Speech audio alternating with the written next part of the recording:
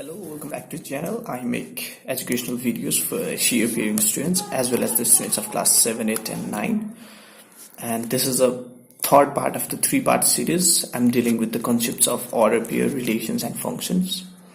I've already made two previous videos and this is the third part in which I'm going to talk more about the concepts of functions and the types of functions. So continue watching the video. Now we're going to discuss about function. What is a function, what are the types of function, and what are the different operations of function. That's what we're going to discuss in this video, so keep watching.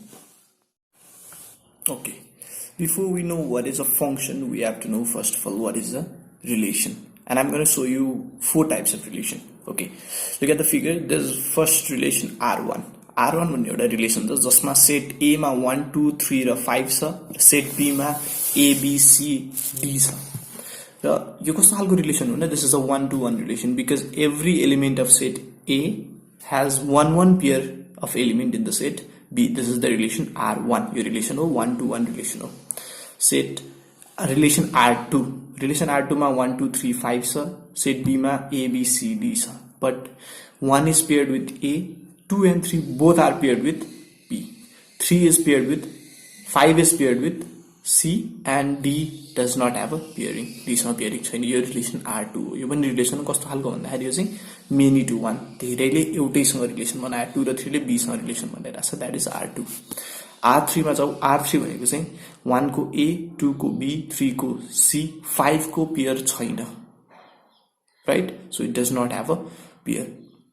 And then that's relation R3. Now relation R4 मा 1 को A मा छ, 2 को B मा पनि छ, C मा पनि छ, 3 को चाहिँ D मा छ, फेरि 5 को पनि D मा छ. This is also a relation. This is both 1 to many and many to 1 function. यो चाहिँ both हो. 1 बाट many मा पनि गएको छ, 2 बाट धेरैमा पनि गएको छ, धेरैबाट एउटैमा पनि गएको छ. This is a relation R1, R2, R3, R4 हो. अब रिलेसन र फंक्शन सेम हुन्छ तर but every relation are not a function. Function is a relation. Function भनेको नै रिलेसन हो, but every relation is not a function. Now function हुनलाई एउटा क्राइटेरिया हुनुपर्छ. For a function to occur, every element of set A, every element, so focus on that thing, every element of set A must have a unique element in set B. So stress on the two words, every unique.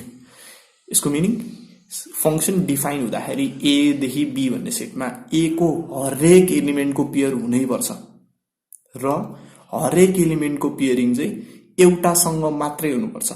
बढीसँग भयो भने त्यो function हुँदैन, otherwise it will only be a relation.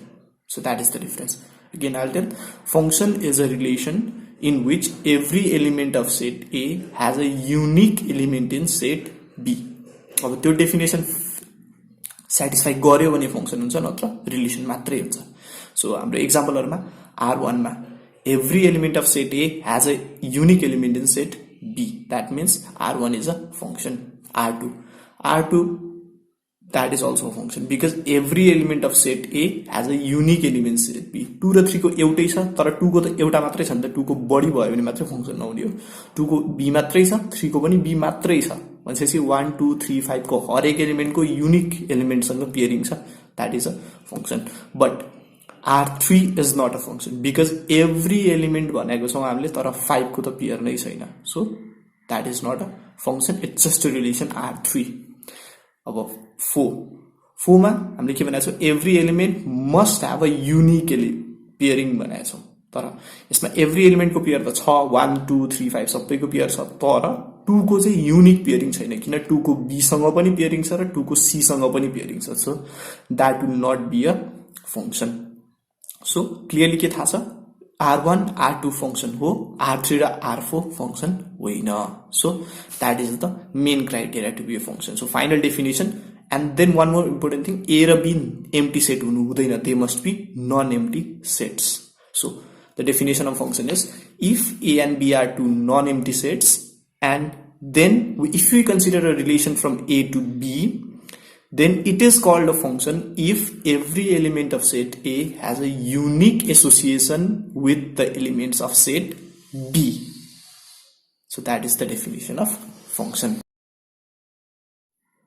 So now in the syllabus of class 10 we study about two different forms of equation, forms of function. So one is the algebraic function and next is the trigonometric function. So I will start with the algebraic function. Algebraic function भनेको के हो भन्दाखेरि यस्तो एउटा function जसले कुनै पनि algebraic एक्सप्रेसनलाई denote गर्छ. algebraic एक्सप्रेसन भनेको कस्तो हुन्छ, भेरिएबल र कन्स्ट्यान्टको कम्बिनेसनले बनेको कुनै पनि इक्वेसनलाई algebraic इक्वेसन भन्यो. त्यसलाई हामीले फंक्शन फर्ममा रिप्रेजेन्ट गर्यो भने के हुन्छ, algebraic फंक्शन हुन्छ. It could be like a simple linear function पनि हुन सक्छ, क्वाड्रेटिक, क्यूबिक, जे पनि हुन सक्छ. That is the algebraic function. algebraic फंक्शनहरुको we have so many types. So I'm going to briefly discuss all of them. First one is the linear function. Linear function is that type of function which describes a linear equation. Linear equation भनेको कस्तो हुन्छ भन्दा simple x को power मा 1 हुन्छ, कुनै पनि value को पावर 1 छ भने त्यो चाहिँ के हुन्छ, linear function हुन्छ. For example, f of x is equals to ax plus b, like mx plus c. So x हुनुपर्छ, x को पावर चाहिँ बढ्नु हुँदैन. For example, 2x plus 5. That is a linear function. So linear function is that type of function in which the algebraic expression has at most power 1. Algebraic expression को power 1 हुन्छ. अनि यसलाई हामीले ग्राफमा plot गर्यो भने it always brings a straight line. एकदम straight line ग्राफमा दिन्छ. So that is shown in the figure below. Next one is the quadratic function. Quadratic function is derived from the quadratic equation. Quadratic equation हामीले पढेकै छौं, ax square plus bx plus c equals to 0. It has two roots. त्यसको पनि हामीले formula पढेका छौं. And if you put that in a function form, f of x is equals to ax square plus bx plus c, then that will be the quadratic function.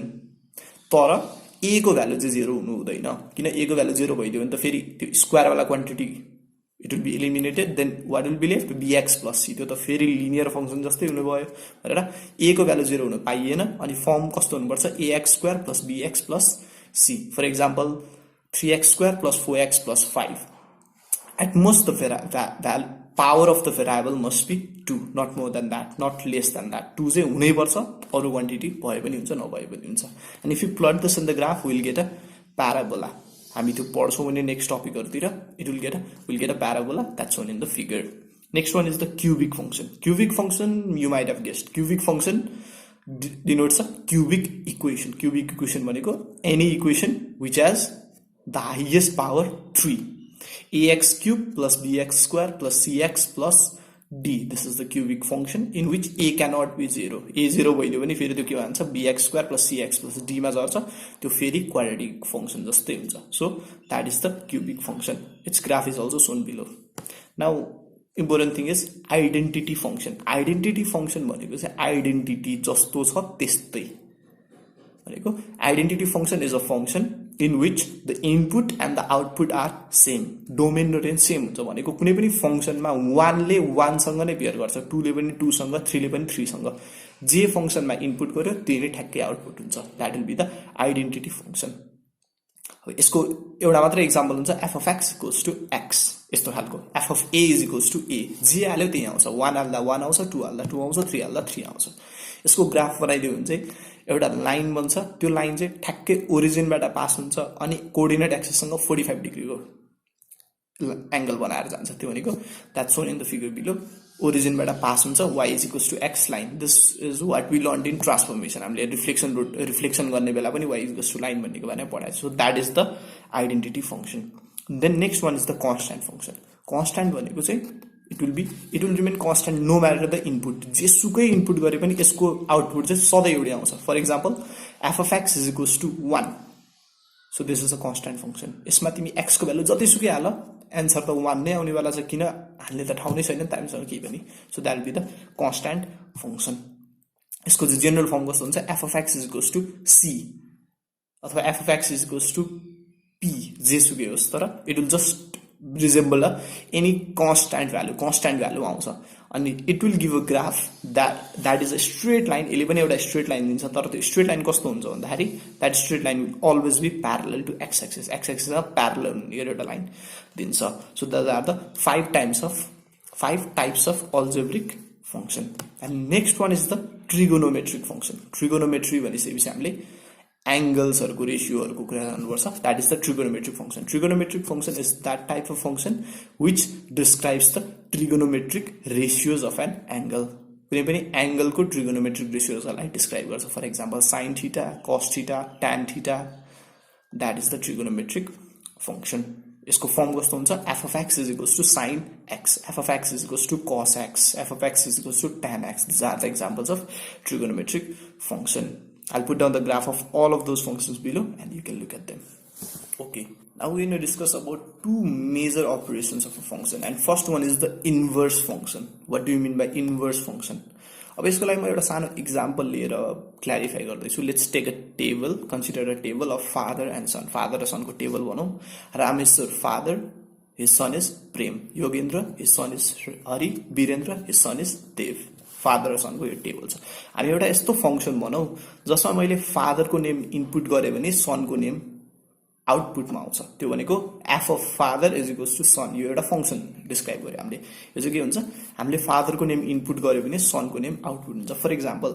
मैले Rameshwar input गरे भने के आउँछ प्रेम आउँछ वीरेन्द्र इनपुट गरे भने देव आउँछ भनेको फादरको नेम इनपुट हुँदा सनको नेम चाहिँ आउटपुट हुन्छ भनिसकेपछि यसलाई मैले रिभर्स गर्छु अर्थात इन्भर्स गर्छु अब यो फंक्सनलाई मैले इन्भर्स कसरी गर्न सक्छु मैले सनको नाम इनपुट दिँदा फादरको नाम आउटपुट आओस् भनेपछि अर्को फंक्सन कस्तो हुन्छ f of son is equals to father भनेपछि यसमा चाहिँ मैले प्रेम इनपुट गरे भने के आउँछ आउटपुटमा रामेश्वर आउँछ so that is the most important thing यसमा के भइराछ फर्स्ट फंक्सनमा फादरको नेमबाट सन आइराछ सेकेन्ड फंक्सनमा सनको नेमबाट फादरको नेम आइराछ so this two function are the inverse function of each other एउटा फंक्सनलाई f of x लेख्यो भने अर्कोलाई चाहिँ के लेखिन्छ f इन्भर्स x त्यो पावरमा -1 छ that is the denotation of the inverse function inverse भनेको चाहिँ एक अर्काको अपोजिट फंक्सन भन्छ so now let's look at the precise definition कस्तो हुन्छ भन्दाखेरि let f be a function from a to b एउटा f भन्ने फंक्सन चाहिँ a देखि b मा डिस्क्राइब छ भने then its inverse function can be defined from b to a at the very same instant त्यही टाइममा त्यही कन्डिसनमा b बाट a मा डिस्क्राइब गरेको फंक्सनलाई चाहिँ हामी f इन्भर्स फंक्सन भन्छौं it is denoted by f inverse and one more thing is सबै फंक्सनको इन्भर्स हुन्छ भन्ने हुँदैन इन्भर्स हुनुको लागि के हुनुपर्छ the function must be bijective what does that mean bijective भन्नको लागि बाइजेक्टिभ भनेको दुईटा चीज मिलेर भन्छ one is 1 to 1 next is on to 1 to 1 र on to दुईटै भइदियो भने that's what we call bisective if you don't know what is 1 to 1 and on to I've described that in the previous video you can check that out म simple भाषामा चाहिँ भन्दिन्छु 1 to 1 भनेको हरेक पेयरको एउटासँग मात्रै relation हुनुपर्छ 1 to 1 and on to भनेको चाहिँ codomain र रेन्जको भ्यालु सेम हुनुपर्छ so if you are confused about this things you can check my previous video for more details so that is the main thing about inverse function भनेको a देखि b मा कुनै function describe भएको छ भने त्यसको उल्टो b बाट a मा डिस्क्राइब हुने फंक्सन चाहिँ इन्भर्स फंक्सन हो अनि त्यो चाहिँ जहिले पनि बाइजेक्टिभ फंक्सनमा मात्रै पोसिबल हुन्छ बाइजेक्टिभ भनेको 1 to 1 पनि हुनुपर्छ र on to फंक्सन पनि हुनुपर्छ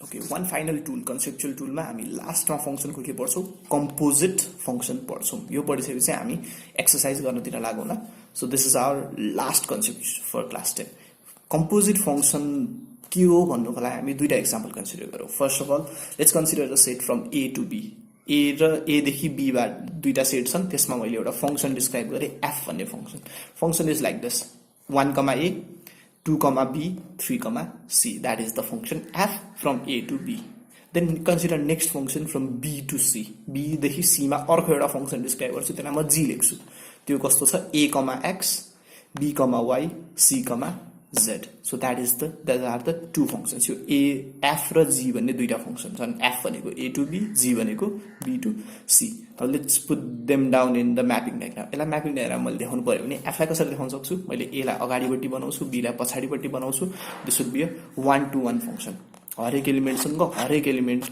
एसोसिएटेड छ that is the function f similarly function g कस्तो हुन्छ अगाडिपट्टि b बनाउँछु म पछाडिपट्टि c बनाउँछु a बाट x मा b बाट y मा c बाट z मा so that will be also 1 to 1 function this is the function g दुईटा फंक्सन भयो अब is there any way I can connect them मैले यो फंक्सन f र फंक्सन g लाई मैले कनेक्ट गर्न सक्छु कि सक्दिन सक्छु किन भन्दाखेरि यहाँ त बी भन्ने सेट त कमन छ दुईटैमा भनिसकेपछि मैले बी भन्ने सेटलाई बिचमा बनाएर एबाट बीमा र बीबाट सीमा डाइरेक्टली एउटा रिलेसन डिस्क्राइब गर्न सक्छु त्यो चाहिँ म तलपट्टिको फिगरमा बनाउँछु सो एले बीमा डिस्क्राइब गरिएको छ देन बीले सीमा डिस्क्राइब गरिएको छ so that will be the two functions अब मैले यस्तो एउटा फङ्सन डिस्क्राइब गर्छु जसले चाहिँ एबाट बी नगइकन डाइरेक्टली एबाट सी जाओस् सो त्यसलाई चाहिँ मैले रेड डटेड लाइनले हाइलाइट गरेको छु if you can check that 1 बाट डाइरेक्टली एक्समा जाओस् नत्र हामीले पहिला के गरेका छौँ 1 बाट एमा गएको छ एबाट एक्समा गएको छ त्यो स्टेप हटाएर डाइरेक्टली 1 बाट एक्समा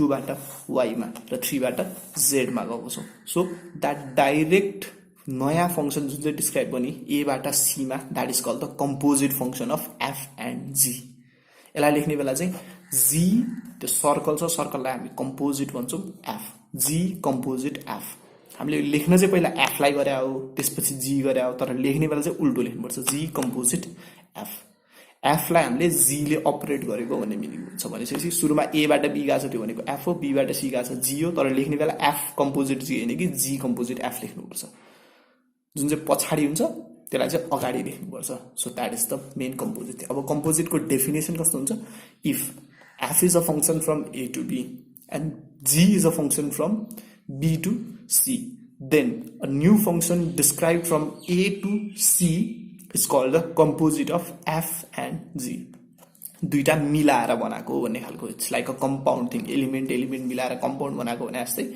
दुईटैको प्रपर्टिजहरूलाई एसोसिएट गरेर एउटा नयाँ फङ्सन बनाइयो जसबाट एबाट सीमा डाइरेक्ट रिलेसन ट्रेस आउट गर्न सक्यो भने त्यो हुन्छ कम्पोजिट फङ्सन हुन्छ so this is a very important concept यसको डेफिनेसन पनि सोधिरहेको हुन्छ one more time I will recite composite function if A and B are f is a function from A to B and G is a function from B to C then a new function describe from A to C is called the composite of F and g it is written as g composite F.